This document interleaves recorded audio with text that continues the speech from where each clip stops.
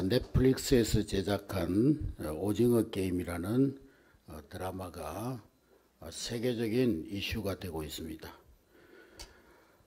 오징어 게임 그 드라마의 내용은 여러 가지 처지와 상황, 형편은 다르지만은 물질적인 문제 때문에 삶의 막장까지 내려간 그러한 사람들이 물질의 노예가 되어져서 이제 그 456억이라는 엄청난 상금에 목숨을 걸고 모인 그런 사람들의 그 적나라한 천태만상을 보여주고 있습니다.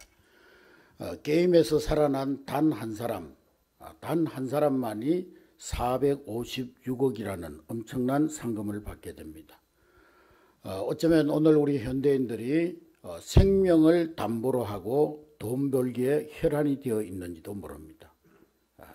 목적과 이유와 방법은 조금씩 달라도 우리 현대인들은 돈을 버는 일에 목숨을 바치고 살아갑니다. 때로는 막장까지 내려가는 막장 인생도 사는 것입니다. 돈을 벌기 위해서라면 체면도 자존심도 양심도 다 버리는 오늘 우리 현대인들의 모습이 그 드라마 속에 잘 녹아져 있는 것입니다.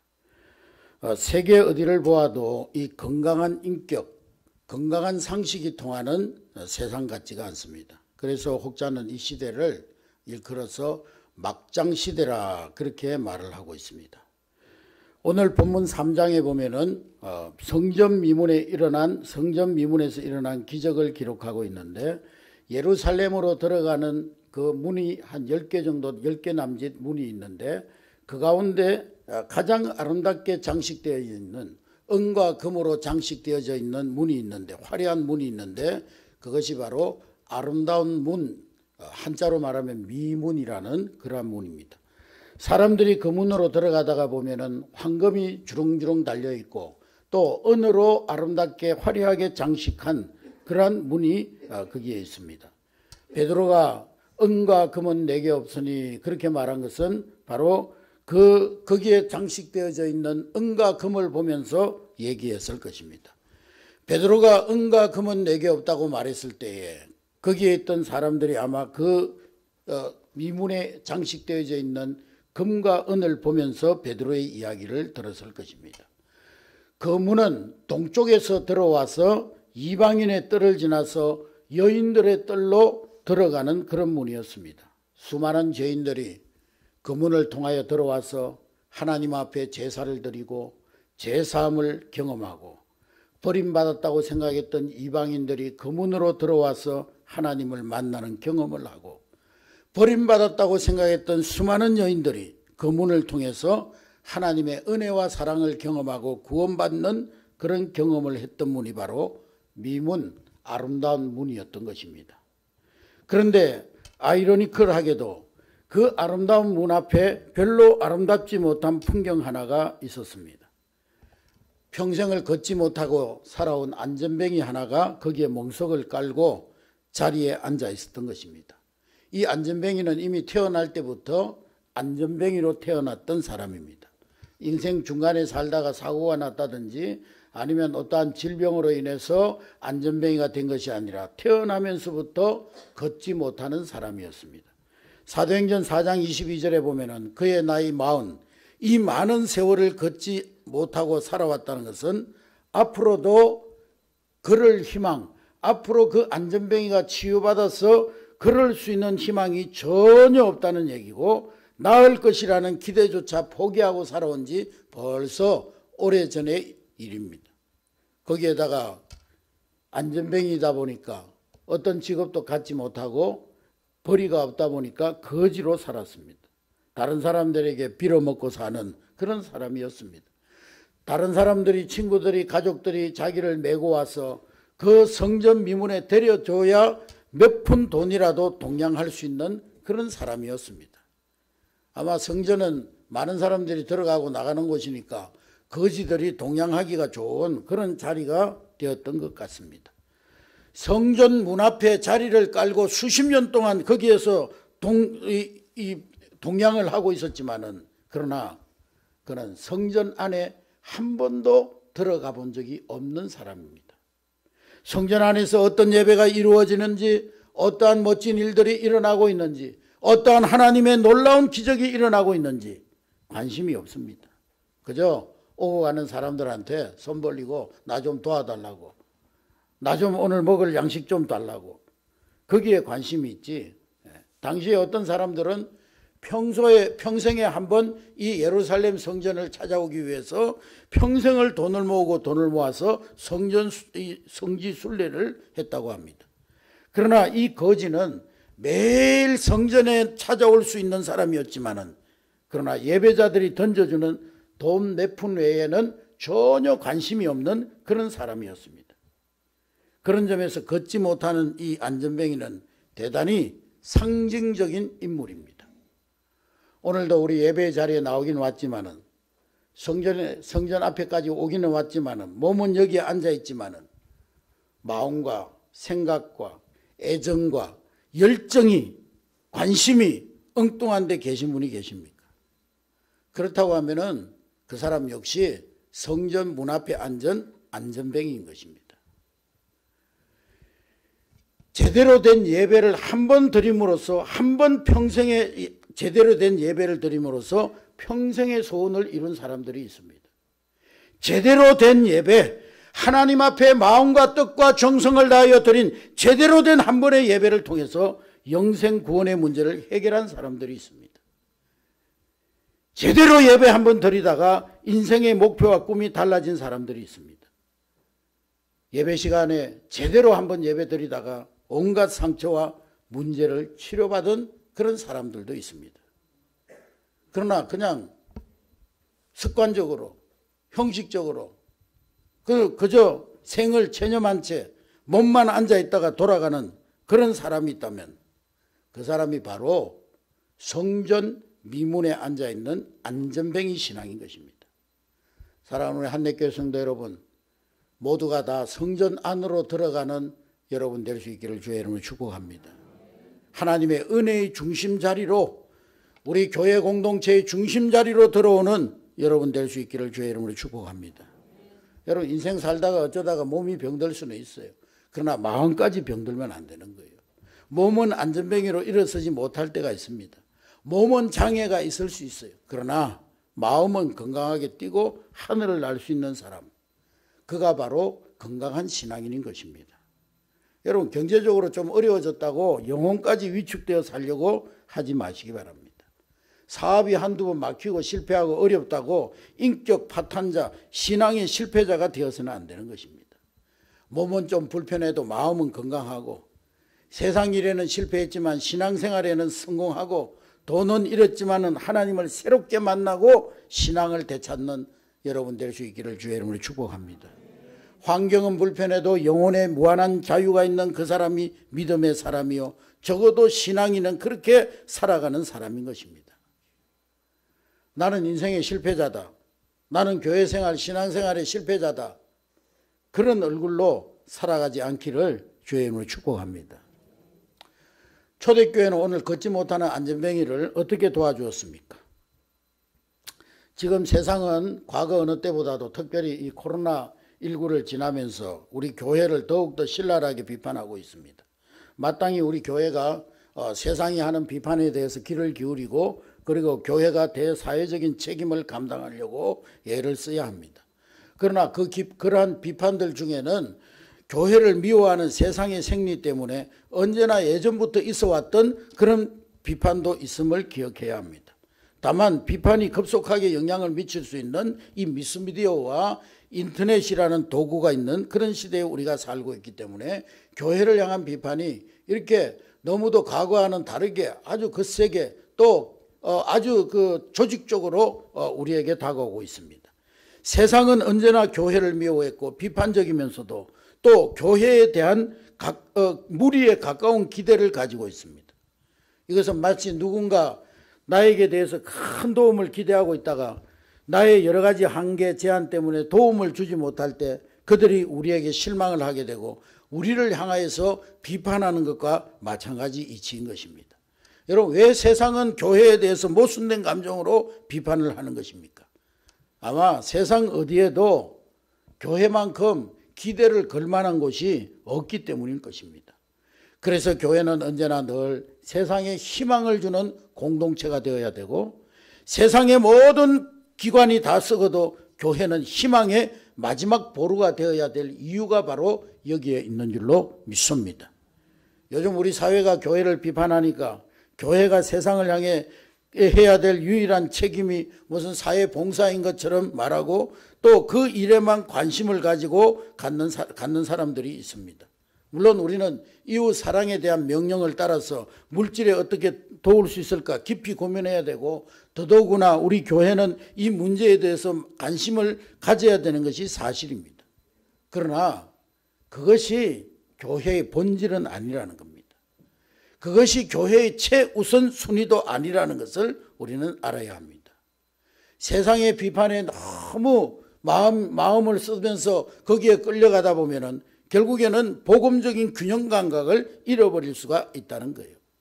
70년대, 1970년, 80년대에 자유주의 신학, 제3세계 신학, 민중신학, 우리나라에서는 어떤 정치적인 그런 환경으로 말미암아서 민중신학이라는 것이 온 나라를 뒤덮고 온 세계 신학을 주도할 때가 있었습니다.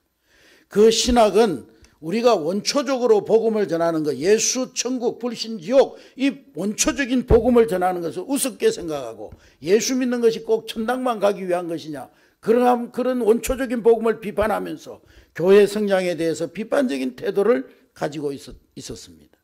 그러면서 대사회적인 봉사에만 깊은 관심을 갖도록 유도했고, 세계교회는 그렇게 흘러갔습니다.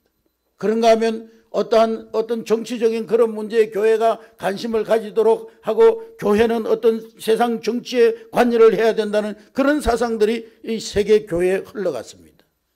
그랬더니 어떻게 됐습니까? 교회의 회심자가 점점 줄어들었습니다. 구원받는 새신자가 없어졌습니다. 교회 성장이 중단되었습니다. 결국에는 회심자가 없어지고 새신자도 줄어들고 교회 성장이 멈추니까 결국 사회적인 책임도, 사회적인 섬김이나 봉사도 중단되었던 것을 우리는 기억해야 하는 것입니다. 여러분, 초대교회는 어려운 이웃에 대한 구제와 섬김에 대해서 깊은 관심을 가지고 있었지만은, 그러나 그것이 최우선 순위는 아니었고 본질은 아니었다는 것을 알았기 때문에, 그 또한 그것의 한계를 알았기 때문에 균형 잡힌 신앙생활을 했던 것을 우리가 기억하는 것입니다. 여러분, 세상의 모든 가치는 은과 금입니다. 세상의 문제 해결 능력은 오직 물질 경제밖에 없습니다. 세상에서 얘기할 때도 전부 온통 관심은 은과 금, 경제 문제가 전부입니다. 우리가 국가의 지도자를 뽑을 때도 누가 대통령이 되면 경제를 살리고 우리를 잘 먹고 잘 살게 할 것인가, 그것이 최대의 관심사입니다. 그러나 교회는 은과 금을 이야기하는 것이 아닙니다. 오직 나사렛 예수 그리스도의 이름의 능력을 말하는 것이 교회인 것입니다. 구원의 능력을 전하는 것이 교회인 것입니다. 교회의 본질은 언제나 예수 그리스도의 이름인 것입니다. 세상은요, 진정 자신들에게 필요한 것이 무엇인지를 알지 못합니다. 세상 사람들은 뭐 정치가 잘못돼서, 대통령이 정치를 잘못해서, 국회의원들이 법을 잘못 만들어서 세상이 어렵게 되고 힘들게 되었다, 그렇게 생각할지 모르지만은 우리 인간의 근원적인 문제는 죄의 문제요, 하나님을 떠난 문제요, 악한 마귀 사단에게 속은 것입니다. 세상이 가지고 싶은 것과 세상이 말하는 해답과 하나님이 주고 싶은 것과 하나님이 말씀하시는 해답은 다른 것입니다. 세상이 원하는 바와 하나님이 원하는 바는 다른 것입니다. 세상이 교회로부터 얻고 싶은 것과 정작 교회가 세상을 향하여 줄 수 있는 것은 다르다는 거예요. 우리 교회는 어려운 사람들을 구제하고 어려운 사람 도우려고 노력해야 합니다. 그러나 교회가 구호단체는 아닙니다. 교회는 병든 사람들 위해서 기도해야 되고 치료해야 됩니다. 그러나 교회가 병원은 아닙니다. 교회가 사회 정의에 대해서 깊은 관심을 가져야 됩니다. 그러나 교회가 정치 집단이 되어서는 안 되는 것입니다. 교회는 정치가 아닙니다. 정치 집단이 아닙니다. 예수님의 제자들도 예수님에게 정치적인 목적을 가지고 예수님 하나님 나라가 언제 회복되겠습니까? 로마의 그 압제자들이 언제 무너지고 이 나라가 자유 독립을 자유 해방을 맞이하겠습니까? 그때 예수님이 뭐라고 그랬습니까? 그것은 너희가 알 바가 아니고 너희는 오직 성령 받고 오직 성령의 능력으로 땅끝까지 이르러 내 복음의 증인이 되라 말씀하셨어요. 너희들이 왜 세상에 대해서 세상 정치에 대해서 그렇게 관심을 갖느냐? 너희는 오직 성령 받고 오직 능력을 힘입어서 권능 받아서 땅끝까지 이르러 예수의 증인이 되라 말씀하신 것입니다. 여러분, 교회가 가지고 있는 재산 목록 1호는 누가 뭐래도 예수 그리스도의 이름입니다. 그분은 교회의 자산이요 우리의 능력이요 우리의 생명이요 우리는 그분의 죽음으로 말미암아 죄사함을 받았고 그분의 이름으로 말미암아 구원받은 것입니다. 할렐루야. 우리는 그분의 이름을 붙들고 천국에 들어가게 될 것입니다. 우리가 천국에 섰을 때 천사들은 단 한 가지 질문만 합니다. 여러분, 천사들이 여러분들에게 천국의 문 앞에 섰을 때, 야, 너 세상에서 얼마나 큰 일하고 왔냐? 너 세상에서 얼마나 돈을 많이 모아놓고 왔느냐? 너 세상에서 얼마나 큰 권력을 가지고 있다가 왔느냐? 묻지 않습니다. 네 마음속에 예수님이 계시냐? 네가 예수 그리스도를 영접하고 거듭나고 구원받았느냐? 이 단 한 가지 질문만 하시는 거예요.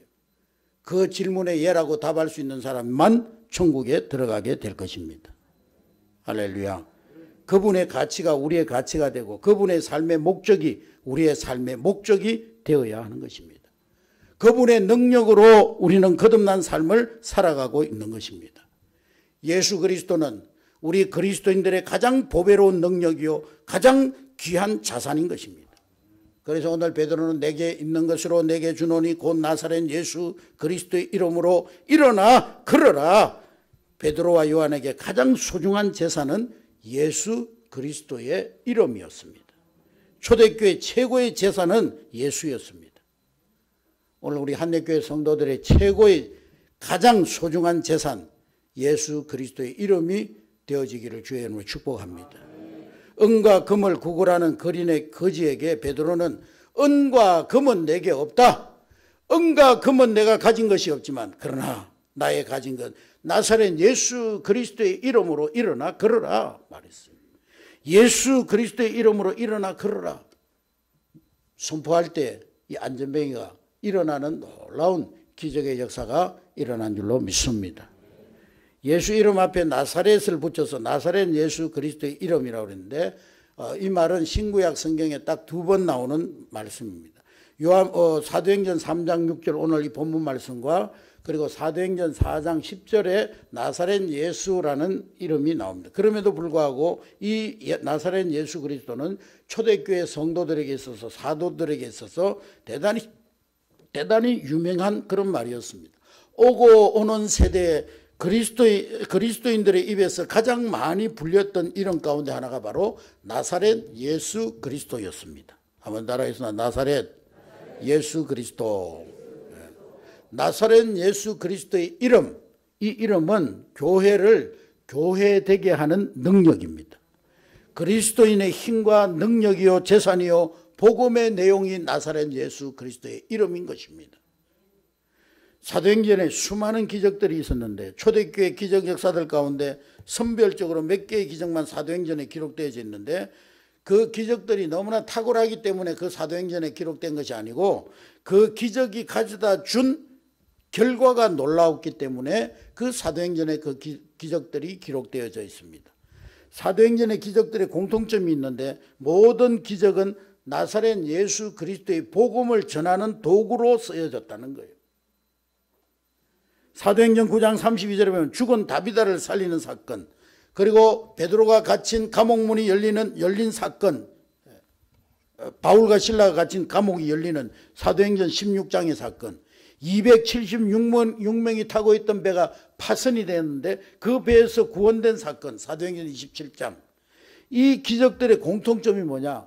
그 기적 자체에 목적이 있는 것이 아니라 그 기적으로 말미암아서 기적의 결과로 많은 사람들이 예수 그리스도께로 돌아왔다는 사실입니다. 할렐루야. 오늘 본문 성전 미문에 앉았던 안전뱅이가 일어남으로 말미암아 베드로가 예수 그리스도의 십자가와 부활의 능력을 증거합니다. 그 일로 말미암아 사도행전 4장에 보면은 5천 명의 사람이 베드로의 설교를 듣고 우리가 어찌할꼬 하면서 회개하면서 회심하여 교회로 돌아오는 역사가 일어났습니다. 기적의 목적은 언제나 예수 그리스도의 이름의 능력을 보여주기 위함이었던 것입니다. 복음 전함에 기적의 목적이 있었던 것입니다. 한 몇 년 전에 미국의 프리스턴 신학교의 길레스피 총장이 우리 졸업생들에게 보낸 송사의 내용 중에 그 내용이 인터넷에 게재된 적이 있었는데, 이 한국을 방문해 가지고 한국 종신대학교에서 이제 설교를 하고 종로교 신학대학에서 설교를 하고 또 연세대학교에서도 설교를 하고 세문안교회, 영락교회, 우리 한국교회를 대표하는 그런 교회에서 설교를 하고, 이분이 남대문 시장을 방문을 해가지고 아주 인상 깊은 그런 경험을 했다는 것입니다. 이 길레스피 총장 내분이 남대문 시장에 발을 들여놓자마자 수많은 상품들이 쌓여있는 것에 먼저 감탄을 했다는 겁니다. 상점마다 막 물품들이 산더미처럼 쌓여있고 노점상에도 상품들이 산더미처럼 쌓여있는 것을 보고 깜짝 놀랐다는 거예요. 온 시장이 상품 더미에 파묻혀 있는 듯한 그런 인상이었다는 거예요. 그리고 사람들이 막 분주히 이 길을 가고 있는데 그 시장 바닥에 한 안전뱅이 한 사람이 시장 바닥을 누비고 다니더라는 거예요. 두 다리가 없어요.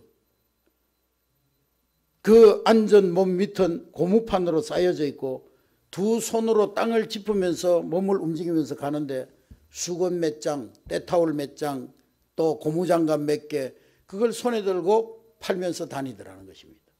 그런데 어디엔가 찬송 소리가 들려오는데 어디서 찬송 소리가 들려오나 이렇게 살펴보니까 이 남대문 시장을 기어가던 그 안전뱅이 이 고무판 위에 몸을 묶고 가는 그 안전뱅이 자판기에서 나는 소리였다는 거예요.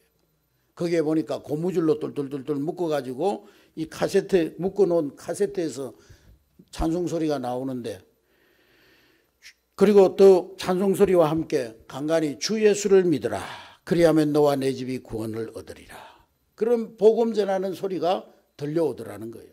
그래서 이 길레스피 총장이 너무 신기하고 놀라워가지고 같이 그 시장을 구경하던 이상은 박사에게 물어봤다는 겁니다. 저게 어떻게 된 일이냐고. 그랬더니만 이상은 박사가 하는 말이, 이 이상은 박사가 안전뱅이한테 가서 잠깐 대화를 나누고 와가지고 하는 말이, 이분이 이 시장에 나온 목적은 단순히 뭐 이 때타올 하나 팔고 이 수건 하나 파는데 목적이 있는 것이 아니라, 자기는 물론 그것을 팔아서 생계를 유지하는 것도 목적이지만은 예수님의 복음을 전하는데 자기가 이 시장에 나온 목적이 있다고 얘기를 하더라는 거예요. 자기는 지금 안전뱅이로서 몸을 고무판에 의지하고 두 손으로 땅을 기어가면서 때타올 팔고 고무장갑 파는 그런 사람인데도 불구하고 자신은 당당하게 나는 장사꾼이 아니라 남대문 시장의 전도단이다, 천사 같은 얼굴을 하면서 당당히 자기가 그렇게 말을 하더라는 것입니다. 나는 수건 몇 장 팔라고 지금 여기 나온 것이 아니다. 목욕 타올 몇 장 팔기 위해서 나오는 것이 아니라 나는 복음 전하기 위해서 이 남대문 시장에 나온 사람이다. 이 길레스피 총장이 큰 충격을 받은 거예요. 그래서 이분이 미국에 돌아가 가지고 신학교 졸업생들에게 훈화를 하는데, 그가 그 졸업생들에게 미리 하려고 준비했던 훈화 원고를 다 찢어버리고요, 자기가 대한민국 남대문 시장에서 경험했던 그 안전뱅이 이야기로 모든 훈화를 꾸몄다는 거예요. 그 훈화의 내용이 뭐냐면은, 여러분들이 앞으로 나가서 목회를 하게 될 때 내가 신학교에서 가르친 신학으로 목회하지 말고 내가 남대문 시장에서 만났던 그 고무판 위에서 두 팔로 시장 바닥을 누기고 다니는 안전뱅이의 그 열정, 그 복음의 능력과 그가 전거하고 있는 예수 이름의 권세로 목회하라고 그렇게 교훈했다는 겁니다. 신학생 여러분, 은과 금은 없어도 목회할 수 있습니다. 두 다리가 없어도 예수님을 전가할 수 있습니다. 세상 사람들이 소중히 여기는 것, 그거 아무것도 없어도 우리는 전가할 수 있습니다. 여러분, 오직 예수 이름의 능력을 손에 붙잡고 담대히 이 교정을 나가십시오. 그렇게 hun화를 했다는 것입니다. 여러분, 나사렛 예수 그리스도의 이름으로 명하노니 일어나 걷는 여러분 될 수 있기를 주의 이름으로 축복합니다. 여러분들 세상이 너무 어려워서 한 주간 삶 속에 참 스트레스 받고 힘들고 어렵고 지쳐서 냉랭한 심령으로 이곳에 오신 분이 계십니까? 오늘 이 아침에 나사렛 예수 이름으로 영적 열정이 일어날 수 있기를 주의 이름으로 축복합니다. 코로나19로 인해서 오랫동안 참 사업도 침체하고 또 여러 가지로 사회적 분위기가 침체하고 우울한 이때 꿈을 잃어버리고 믿음을 잃어버리고 살아오신 분이 계십니까? 오늘 예수 그리스도의 이름으로 일어나는 여러분 될 수 있기를 주의 이름으로 축복합니다. 예수의 이름으로 새롭게 비전을 붙잡으시기를 주의 이름으로 축복합니다. 가정이 어렵고 사업이 어렵고 자녀들이 쓰러져 있습니까? 예수 이름으로 명하노니 가정도 사업도 자녀들도 일어날지어다. 여러분 몸이 병들어 있습니까? 나사렛 예수 그리스도의 이름으로 명하노니 건강은 일어날지어다. 예수 이름의 비밀, 예수 이름의 능력은 안전병이라도 일어나게 하는 능력인 것입니다. 한국교회도 나사렛 예수 그리스도의 이름으로 일어날지어다. 세계 유일의 분단국가로 절망하고 전쟁의 공포 속에 시달리고 있는 한민족이여 일어날지어다. 땅끝까지 나아가 복음을 전하는 위대한 제사장의 나라로 일어날지어다. 우리 믿음의 선조들이 산에서 기도하고 내려와서 한국 복음화를 외쳤던 이 정말 원초적인 복음의 열정, 그것이 일어날지어다. 땅끝까지 복음 전하는 열정이 되살아나고 일어날지어다. 나사렛 예수 이름으로 명하노니 오늘 여러분들의 쓰러졌던 넘어졌던 주저앉았던 모든 삶의 영역들이 나사렛 예수 그리스도의 이름으로 일어나는 놀라운 은혜가 있게 되기를 주의 이름으로 축복합니다. 오늘 나사렛 예수의 이름을 손에 들고 오늘 이 성전문을 나갈 때 저 뒤에 있는 우리 성전의 출입문이 오늘 이 성전의 미문이 되어질 수 있기를 주님의 이름으로 축복합니다. 기도하겠습니다.